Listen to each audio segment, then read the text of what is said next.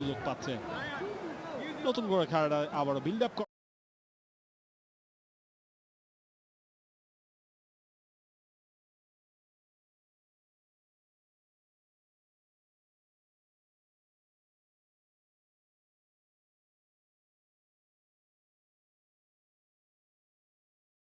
বাংলাদেশের জন্য খুব ভালো কিছু বয়ে এনেছে এমনটা নয়, তবে বাংলাদেশ গত 5 সময়ে দক্ষিণ এশিয়ার বাইরে যেসব দেশকে হারিয়েছে সেই জয়গুলোর একটা নির্দিষ্ট অংশ আবার এসছে এই মার্চ মাসে। তবে মার্চ বাংলাদেশের জন্য বরাবরই এক পয়া মাস, বাংলাদেশের ইতিহাসের সঙ্গে জড়িত। এই মার্চ মাসে বাংলাদেশের জার্সিতে ডেবিউ হয়েছিল গেল বছরেই হামজা চৌধুরীর বাংলাদেশ ভার্সেস ইন্ডিয়া, সেই ম্যাচটায় ঠিক 1 বছর 1 দিন আগে, গেল বছরের 25 মার্চ ছিল সেই ম্যাচ। তারপর থেকে বাংলাদেশের ফুটবলটাই বদলে গেছে। সায়ান যাচ্ছেন এবার শোমিনটা নেওয়ার জন্য, হামজা চৌধুরী বক্সের ভেতরে ঢুকেছেন, মিরাজুল আছেন, ফাহমিদুল আছেন, সৌমিত সোমো বক্সের ভেতরে, বক্সের ঠিক বাইরে আনাগোনা তারিক কাজী আর সোহেল রানার। বাংলাদেশ বুঝতে পেরেছে বাংলাদেশ একটা মোমেন্ট অফ ইন্সপিরেশন দরকার, সেটা যদি সেট পিস থেকে হয়, সেটা যদি লং থ্রো থেকে হয়, তাহলে তো কোনো কথাই নেই। সাদউদ্দিনের লং থ্রো, হামজা তার ফার্স্ট টার্গেট, কিন্তু কোনো জায়গাতেই বাংলাদেশের কোনো ফুটবলার মাথা ছোঁয়াতে পারেননি। এই ক্ষেত্রে ফাহিম, যাকে আপনি এরিয়ালে হয়তো কল্পনা করবেন না, তিনি বলটা জিতে দিয়েছেন হামজা চৌধুরীর উদ্দেশ্যে। আরও একটা বল ফাহমিদুলের, হামজা পেয়েছেন। অন্য পাশে সমিত, মিরাজুল, গুড ডিফেন্ডিং ভিয়েতনামের। বাংলাদেশের থ্রোয়িংগুলোতেই যখন প্রতিপক্ষের পেনাল্টি এরিয়ার আশপাশটায় সেই থ্রোয়িংগুলো পাচ্ছে, সেখানে টার্গেট ম্যানটাই হচ্ছেন হামজা চৌধুরী, এবং হামজা চাচ্ছেন যেটা ফার্স্ট হেডারটা তার কোনো টিমমেটের কাছে যেন যায়, এবং সেখান থেকেই কোনো একটা শট বা সেকেন্ড বলটা উইন করে কোনো একটা অ্যাটেম্প্ট যদি বাংলাদেশ কাজে লাগাতে পারে। টান প্রান্তে রান মেক করছে ফাহমিদুল,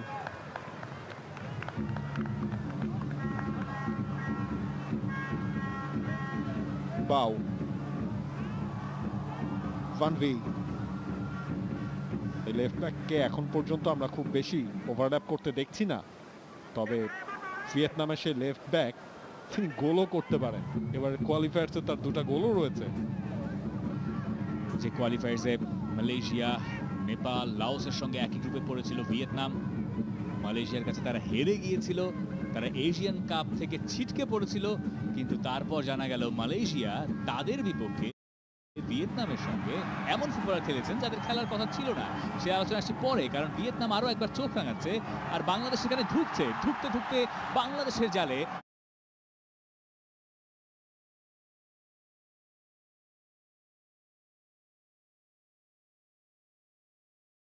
আরো একটা গোল। Too easy, way too easy. হাইলং এর আগের বার তাকে আটকে দিয়েছিলেন মেহেদী হাসান শ্রাবণ, এবার আর আটকাতে পারলেন না। ভিয়েতনামের এই মাঠে ভিয়েতনামের গোল উৎসবে শুরু হয়েছে।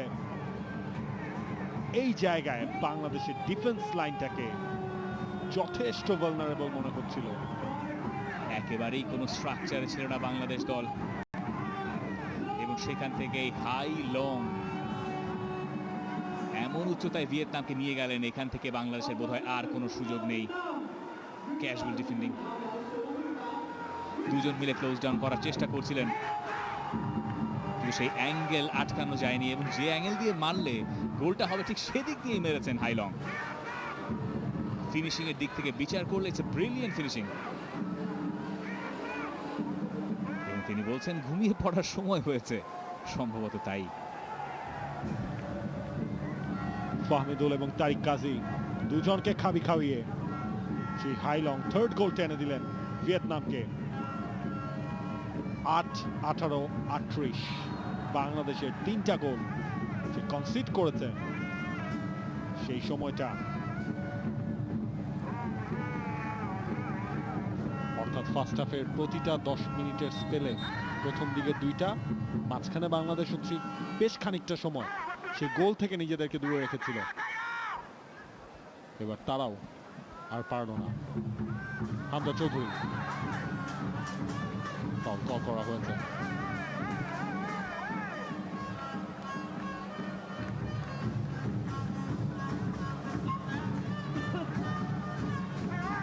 সাকিব ফাহমিদুল,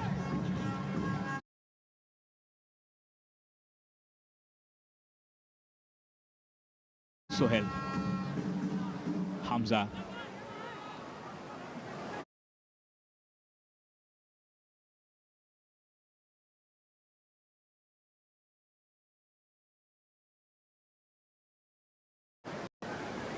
কেউ নেই ওপাশটায়। বহুদিন বাদে বাংলাদেশ ম্যাচের ফার্স্ট হাফে 3 গোল হজম করে বসছে এবং সবশেষ ঘটনাটা 2023 সালের নভেম্বর মাসে অস্ট্রেলিয়ার বিপক্ষে। তারপরে বাংলাদেশ অস্ট্রেলিয়ার মুখোমুখি আরো হয়েছে, কিন্তু বাংলাদেশ সেই সব ম্যাচেও লড়াই জমিয়েছে। এরপর তো আপনার বাংলাদেশ 3 গোল কনসিডার করলো সেই হংকং এর সাথে ম্যাচটা আপনি বলতে পারেন একেবারে শেষ মুহূর্তে এসে। মাঝে আপনার প্যালেস্টাইন এবং লেবানন গেছে আওয়ে ম্যাচগুলো, ভুলে গেলে চলবে না। সেটা ম্যাচ ওই এশিয়ান কাপ কোয়ালিফায়ার্সে, অর্থাৎ এর আগের বারের এশিয়ান কাপ কোয়ালিফায়ার্সের ম্যাচ ছিল সেটা। ভিয়েতনাম তারা জানে তাদের কাজ অনেকটুকু ডান, আর বাংলাদেশ জানে এই ম্যাচে ফেরার তাদের আর যদি কোনো উপায় থাকে তাহলে স্ট্রাকচারটাকে আরো একবার ঠিকঠাক করে একটা গোল দেওয়া। হাভিয়ের কাবরেরা দুশ্চিন্তায় মগ্ন, এমন দিন বহুদিন দেখেন না তিনি।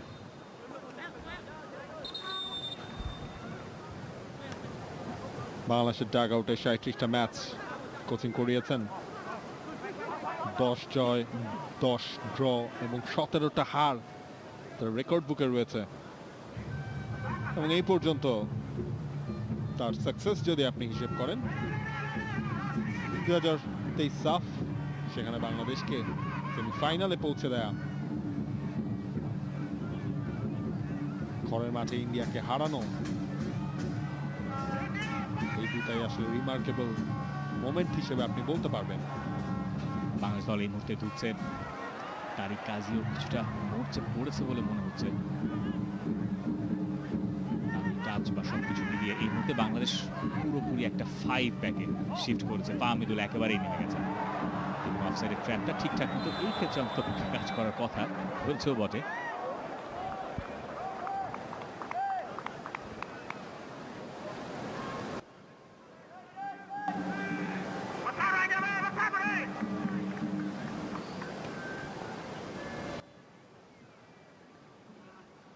ফার্স্ট হাফের প্রায় শেষ দিকে ম্যাচ, এবং যে ম্যাচের ফার্স্ট হাফে বাংলাদেশ সুবিধা করতে পারেনি একেবারেই। শাকিল আহাদ তপু, আরো একটা মিস পাস, পরে অবশ্য বলের দখল নিয়েছেন তিনি।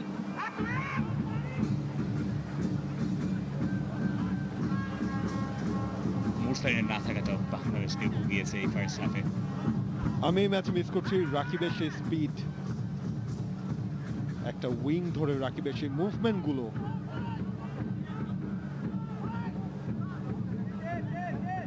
সেই রাকিবকে পাওয়া যাচ্ছে না কার্ড নিষেধাজ্ঞায় সিঙ্গাপুরের এগেইনস্ট ম্যাচটায়।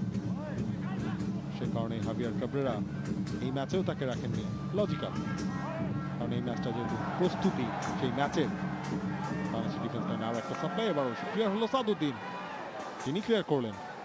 যে জায়গা থেকে ডিফেন্স লাইনের পেছনে পাসটা দেওয়া হয়েছিল সেটা আপনাকে বলে দেবে টেকনিক্যালি আসলে কতখানি ভালো এই ভিয়েতনামের ফুটবলাররা। সেই ভিশন তাদের ছিল, এবং পরে গিয়ে সাদউদ্দিন সেখানে বলটা ক্লিয়ার করেছেন একটা থ্রোইনের বিনিময়ে। 3 গোল বাংলাদেশ হজম করেছে, তার ভিতরে 2টো সেট পিসে, একটা আত্মঘাতী তার ভিতরে আবার, এবং অন্যটা ওপেন প্লে থেকে। ফাহিম দৌড়ে পারবেন না, পারার কথা ছিল না।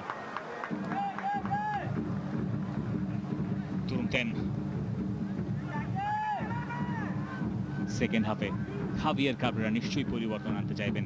এই সিস্টেমটা যে তাকে কিছু দিচ্ছে না সেটা মোটামুটি প্রমাণিত, তবে এই জায়গায় সিস্টেমে এরই মধ্যে একটা পরিবর্তন বাংলাদেশে এসছে। বাংলাদেশ এখন 5-3-2-তে শিফট করেছে। ম্যাচের একেবারে শুরুতে মনে হচ্ছিল হামজার সঙ্গে সোহেল রানার ডাবল পিভট এবং সমীর সোমার একটু অ্যাডভান্স পজিশনে, 3 নম্বর গোলটার পরে পরিকল্পনায় এবং কৌশলে কিছুটা পরিবর্তন বাংলাদেশের দেখা যাচ্ছে, but is it too little too late? এর আগে হংকং এর এগেইনস্টে আমরা দেখেছিলাম 5 ম্যান ব্যাকলাইন নিয়ে বাংলাদেশ নেমেছিল অ্যাওয়ে ম্যাচটায়। সেই ম্যাচে বাংলাদেশ ড্র করেছিল 1-1 গোলে। তারিক কাজী বেশ ভালো একটা সাপ্লাই দিয়েছেন, তবে সমিত সোমের এই পাসটা ঠিকঠাক হয়নি, খুঁজে পাননি তার টিমমেটকে। তারপর বলটা চেজ করছেন, হামজা ছুটে গিয়েছেন রাইট সাইডে, ফামিদুল, হামজা সাপোর্টে রয়েছেন, ফামিদুল চেজ করছেন, গোল কিক। রেগুলেশন টাইম শেষ। দেখুন ডিফেন্স লাইনে যদি হাবিয়ার কাবরেরা কোনো চেঞ্জ করতে চান, তার হাতে আসলে খুব বেশি যে অপশন রয়েছে তেমনটা কিন্তু নয়। হয়তো আপনি বিশ্বনাথ ঘোষকে দেখতে পারেন তিনি সেন্টার ব্যাক পজিশনে, যেহেতু সিঙ্গাপুরের এগেইনস্টে ম্যাচ রয়েছে। আব্দুল্লাহ ওমর সজীব রয়েছেন সেখানে, রহমত রয়েছেন, তবে সজীব এবং রহমত দুজনেই more of a full back. Biswanath ঘোষের ক্ষেত্রেও সেটা বলতে হয়, তবে বিশ্বনাথকে আমরা এই লিগের লাস্ট ফেজটায় দেখেছি সেন্টার ব্যাক রোলে তাকে ইউজ করতে, কখনো কখনো লেফট ব্যাক। হামজা চৌধুরী কতক্ষণ মাঠে থাকেন সেটা একটা দেখার বিষয়, কারণ বাংলাদেশের মূল টার্গেট সিঙ্গাপুর ম্যাচ। বল ছিনিয়ে হামজা যাচ্ছেন সামনে, কয়েকটা সেকেন্ড বাকি আছে ফার্স্ট হাফের অ্যাডিশনাল টাইমের। সোহেল রানা, হামজা,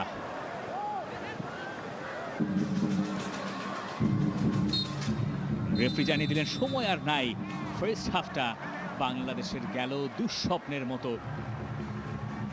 দো হোয়াং হেন গোল করেছেন ওয়াংগুক, আর একটা আত্মঘাতী, দুটো ভালো সেভ করেছেন মেহেদী হাসান শ্রাবণ, কিন্তু তার জালে ঢুকেছে 3 গোল। হাই লং তৃতীয় গোলটা করেছেন, দেখার মতো একটা গোল ছিল, তবে তাতে বাংলাদেশের ডিফেন্সিভ ভুলটাও বাংলাদেশের সমর্থকদের নজরে পড়বে বেশি। বাংলাদেশের হতাশার ফার্স্ট হাফ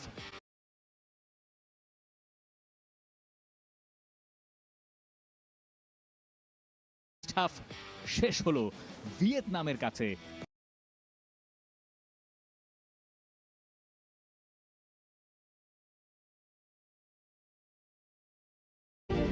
গোল মানে একটা স্বপ্ন, একটা প্রত্যয়,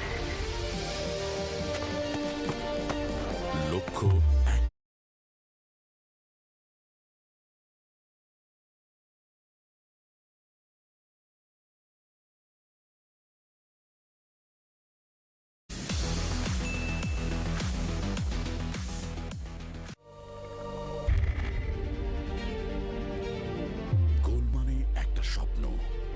প্রত্যয়, লক্ষ্য একটাই, বাংলাদেশ হবে নাম্বার 1। বাধা আসবে, থামবো না, আমরা অদম্য, নির্ভয়, চলো একসাথে ডাকছে দেশ।